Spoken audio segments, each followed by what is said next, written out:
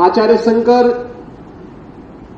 जब अपने अद्वैत ज्ञान से परिपूर्ण होकर के आगे की साधना के लिए वे काशी में आए,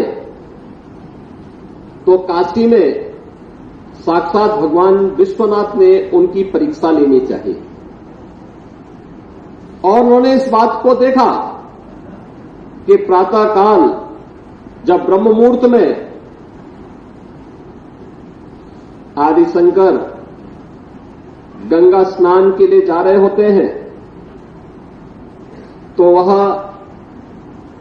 सबसे अछूत कही जाने वाली एक सामान्य व्यक्ति के रूप में वह उनके मार्ग के सामने खड़े हो जाते हैं।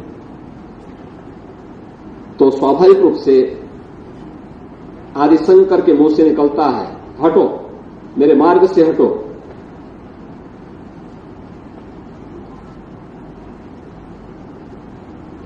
तो सामने से जो चंडाल होता है वह एक प्रश्न पूछता है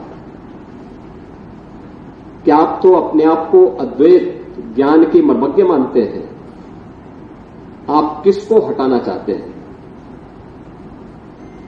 आपका ज्ञान क्या इस भौतिक काया को देख रही है, इस भौतिक काया के अंदर बसे हुए ब्रह्म को देख रही है?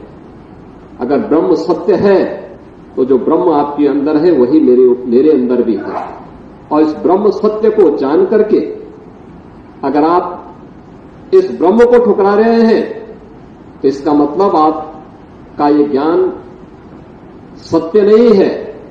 तो उन्होंने, वही भौचक थे, एक चंडाल के मुंह से इस प्रकार की बात। उन्होंने कहा कि आप कौन हैं, मैं जानना चाहता हूं। उन्होंने कहा कि जिस ज्ञान व्यापी की साधना के लिए, दुर्भाग्य से वो ज्ञान व्यापी आज लोग उसको दूसरे शब्दों में मस्जिद कहते हैं, लेकिन वो ज्ञान व्यापी साक्षात विश्वनाथ ही है। जिस ज्ञान व्यापी की उपासना के लिए आप केरल से चल करके यहां आए हैं, मैं उसका साक्षात स्वरूप विश्वनाथ हूं।